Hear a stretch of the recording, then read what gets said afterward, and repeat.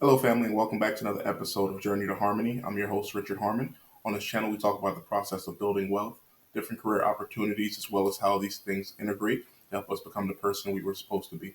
Today, I want to talk to you about the most expensive city in America and how exactly everyday Americans can take advantage of this knowledge. I'm going to go ahead and play a video here of a local market of this particular city, and then we'll come back and we can explain some ways of how people who are living in this area, people who are thinking about moving to this area can look to make money from these things.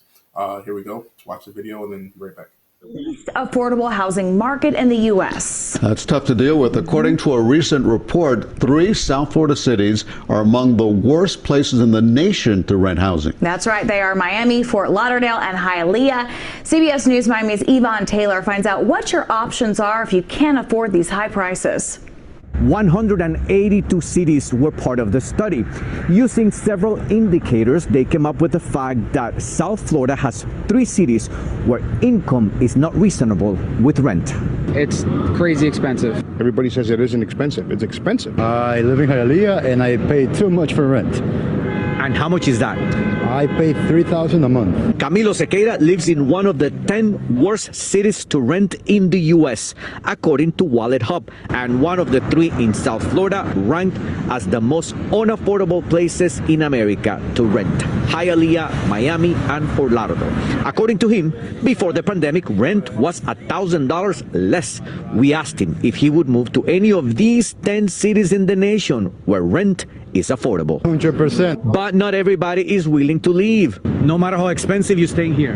Look around. This couple lives in Coconut Grove. How expensive is it for you? $4,000 a month. It's a challenge to find homes for tenants. Sheila Gonzalez has been a realtor for 15 years. She says migration of people from up north since the pandemic changed the dynamics of the industry. The rental market is high, but inventory is low. She showed us this house in Palmetto Bay, Miami-Dade County, to illustrate today's reality. This is a 4-bedroom, 4-bath home with a pool.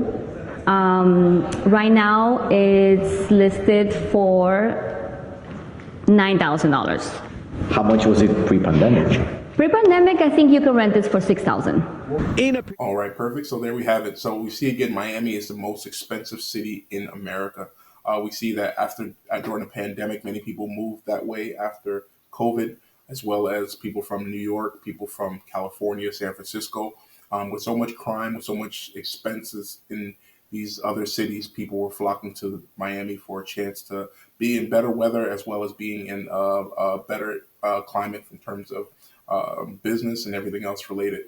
So my thought now is, we know that this is expensive for everyday employees. How can we as people now take advantage of this? And I came up with a few here. So first of all, you have business owners who have moved away from San Francisco, business owners who've moved away from New York and New Jersey and these up north areas, Chicago and things like that. What are these people looking for? First of all, they're looking for daycares and childcare for their children. Secondly, they're looking for different services that they can take advantage of. These people are coming here because there's money in the area.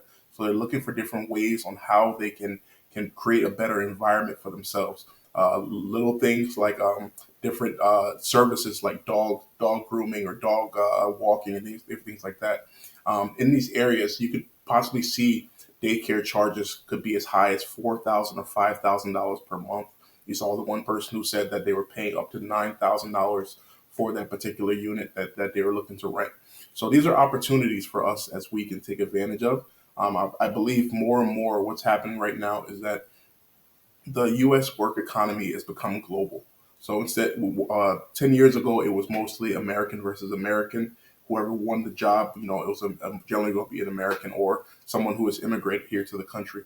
Since COVID and with remote work, that for companies, it is significantly cheaper to hire someone from a different nation and pay them a half to a quarter of what they would pay the American worker. So my thought right now is we're moving more and more towards a post-employment era. And this means basically that we as individuals, as many countries have done in the past, we have to move more to a business owner type of mindset of where we can be able to go out and create value and to have someone pay us for that. It's never been cheaper to start a business. You know, about $300 or so, you can go ahead and get that license on different websites.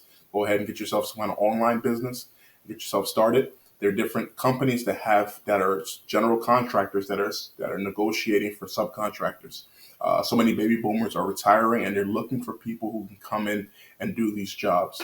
So while many people are running away from these situations because they're thinking of life as an employee, we who come to this channel are thinking about life as an employer and how exactly you can benefit yourself. So with that, do consider if you do open a business in these areas, there's a generally likelihood that you won't be able to find as many workers. So you're looking to create businesses that might need 3 to 5 people at max and be able to go from there.